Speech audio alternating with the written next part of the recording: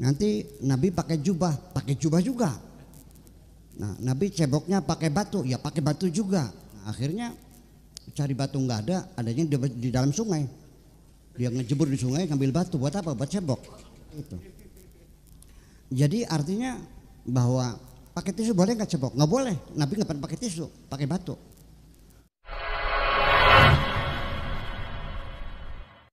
Bapak Ibu dan saudara-saudara sekalian, dalam satu kesempatan dalam sebuah ceramahnya Profesor Kiai Haji Buya Syakur Yasin pernah menyampaikan bahwasanya ternyata Nabi itu cebok dengan menggunakan batu. Hal itu disampaikan Profesor Kiai Haji Buya Syakur Yasin sebagai contoh bahwasanya kita tidak perlu menirukan segala sesuatu yang Nabi lakukan. Artinya bahwa percaya kepada Nabi itu tidak mesti menirukan segala sesuatu yang dilakukan oleh Nabi.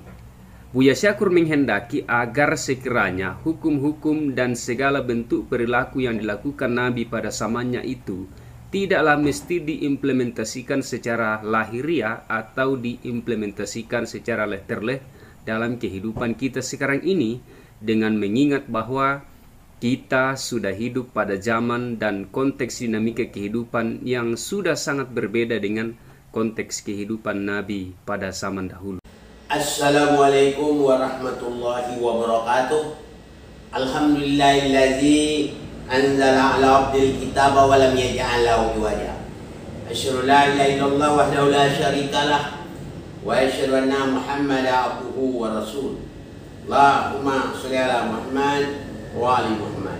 Allahumma shalli ala Muhammad wa ali Muhammad. Qala Allah Ta'ala fil Qur'anil Karim, a'udzu billahi minasyaitonir rajim. Bismillahirrahmanirrahim. Wa ma atakumur rasulu faquzuhu wa ma nahakum anhu fantahu wattaqullaha innallaha syadidul iqab. Sadaqallahul azim. Pertama-tama dan terutama marilah kita bersyukur kepada Allah Subhanahu wa taala yang mana telah memberikan kesempatan kesehatan pada kita semua sehingga kita bisa hadir di tempat ini dalam melaksanakan suatu taklim. Mudah-mudahan Allah tetap beserta kita. Nah, sebagaimana datangnya pertanyaan dari Pak Amal, ya Ustadz, kata Buya Syakur, tidak semua perbuatan Nabi itu yang wajib kita ikuti. Contohnya, Nabi itu ceboknya pakai batu. Apakah kita harus cebok pakai batu juga? Atau Nabi pakai jubah, apa juga kita pakai jubah? Ini saja Ustaz. Bagaimana pemahamannya Ustaz? Assalamualaikum warahmatullahi wabarakatuh. Waalaikumsalam warahmatullahi wabarakatuh. Memang apa yang dibuat oleh Nabi harus kita ikuti. Baik ya. Apa kata Allah? Wa ma atakumur rasulu faquduhu wa ma nahakum anhu pantahu wattaqullaha innallaha syadidul iqab. Ambillah apa saja yang diperintah oleh Nabi dan jauhilah apa-apa yang dilarang oleh Nabi. Sesungguhnya bertakwalah kamu kepada Allah, sesungguhnya Allah amat cepat hukumannya, atau Allah itu sangat keras hukumannya.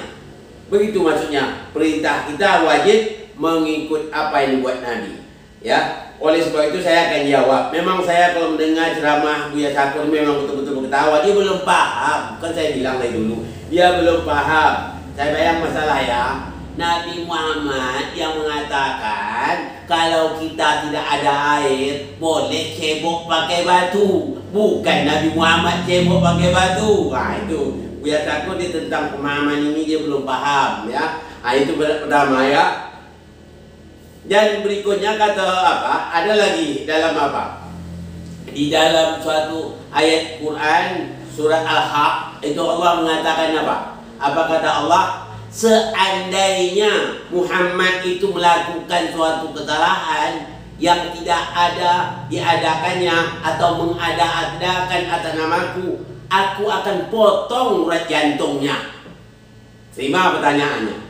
Apakah Nabi Muhammad mengada-ada atas nama Allah? Tidak. Dia seandainya Nabi Muhammad mengada-adakan nama Allah diada-adakannya, maka Nabi Muhammad itu dihukum oleh Allah Subhanahu wa taala. Ya. Begitu maksudnya. Begitu juga Nabi Muhammad tidak pernah dia cebok pakai batu. Dia mengajar umat seandainya tidak air, tidak ada, boleh cebok pakai batu. Oh gitu pemahamannya Buya Sakur memang luar apa nih? Wah, memang apalah dia? Memang pemahaman dia aja belum begitu paham ya. Nah, itu yang saya herankan. Nanti kalau apa ya?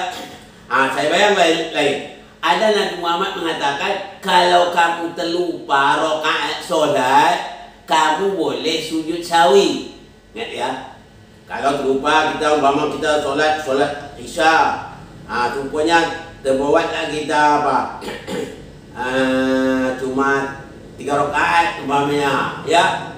Umpamanya solat Isya, berarti kita boleh sujud sawi tanda lupa. Tapi bukan Nabi Muhammad yang lupa dalam melaksanakan solat. Nah, itu maaf ya. Itu lagi. Itu berandai-andai namanya. Kalau istilah saya dulu, seandainya aku punya sayap. Ya, kalau saya dulu suka waktu muda-muda, seandainya aku punya sayap. Agak bagaimana Pak Sakur?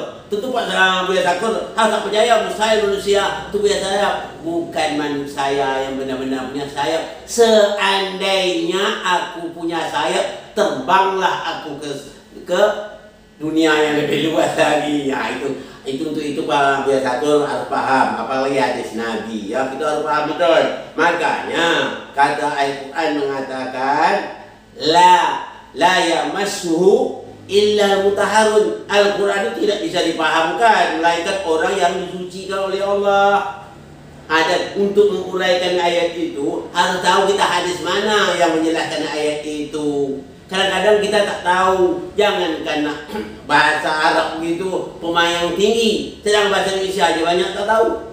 Ya, agak kalau saya bicara bahasa Indonesia kalau dahulu ya, zaman saya itu ada istilahnya di kepolisian, kepolisian ada nama razia apa? Operasi Zebra. Kalau kita beranggapan buruk, apalah polisi pandai-pandai dia mau operasi Zebra. Kita salah, kata kita betul-betul zebra itu operasi, tidak nama istilah razia dia operasi zebra. Itu jangan sampai kita tertipu ya Pak Sakur. Memang Pak Sakur ini sebetulnya perlu pembinaan khusus sebetulnya ya, ada pembinaan khusus bahwa bisa kita itu bayar sesat orang, sesat umat nanti macam-macam dia kata Nabi cebok pakai batu lah. Alhamdulillah bizalik. Nabi itu memberi contoh ya Pak Kamal, Nabi itu beri contoh kalau ada air. Kalian kalau tidak ada air nanti boleh ceboknya pakai batu. Ya, apa saja lah. Entah pakai batu, entah pakai tisu, itu terserah. Ya, yang penting kalau tidak ada air dalam keadaan darurat, emergency namanya. Kalau kita dalam keadaan emergency boleh kita melakukan itu. Tapi bukan Nabi yang melakukan seperti itu. Nah, itu harus paham betul. Memang di sini pemahaman dia sangat kurang sekali. Kita juga tidak bisa juga menyalah dia. Begitulah pemahaman dia. Apa kata Nabi Muhammad? Karena dia tak tahu. Kalau dia tahu tak mungkin dia berkata demikian. Nah itu. Jadi Pak Sakur dia kena tak tahu dia berkata demikian. Tapi bolehlah kita agak puji-puji juga dia sikit, berani dia punya semangat kuat. Walaupun kemampuan itu, tapi dia punya semangat kuat. Tapi yang lebih baiknya tak begitu. Ya, yang bagusnya kita pelajari benar-benar hadis itu, kita pelajari aja, kita pahami betul ayat Quran, lalu kita sampaikan supaya orang tidak sesat. Kalau orang-orang yang lemah sesat ini, kok gitu ya betul ya, tak perlu ikut Nabi lagi. Kita dah modern sekarang, tak perlu ikut Nabi. Kita ikutnya pribadi kita. Apa kita mau buat? Kalau dulu begini-begini, tak perlulah. Kita tak perlu lagi ikut Nabi kan gitu.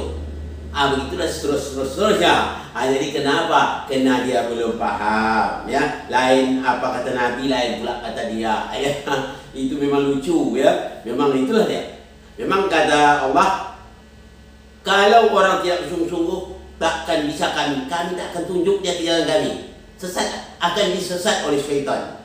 Jadi untuk jawab Pak Kamal, dia kena kesilapan, tak faham ya. Sebetulnya bukan Nabi yang bercebok dengan batu. Nabi mengajar kalau tidak ada air boleh cebok dengan batu. Kalau seandainya hadis katanya, kalau seandainya ada hadis kata dia, kata Nabi, kalaupun ada hadis bukan dari aku, kamu seleksikan pada Al-Quran, cocokkan dengan Al-Quran. Apabila tidak sinkron dengan Quran, bukan dari aku. Walaupun siapapun yang menyampaikan, kalau tidak sinkron dengan Al-Quran, bukanlah lagi aku. Sebagaimana yang dirawikan oleh Ayyub bin Rashid dari Abu Abdullah Ja'far bin Muhammad As-Sadiq, Rasulullah bersabda, "Ma lam yufa minal hadisil Quran fahuwa zakro." Apabila hadis tidak sinkron dengan Al-Quran, itu adalah pembohong. Jangan diikutkan, kata Rasulullah Sallallahu Alaihi Wasallam. Jadi pemahaman Buya Syakun ini pemahaman yang salah, karena dia tidak paham menyampaikan masalah yang seperti ini itu orang yang benar-benar paham baru bisa menyampaikannya ya. Kalau tidak paham disampaikan juga dipaksa-paksa, sesat orang. Jadi sesat lagi menyesatkan ya.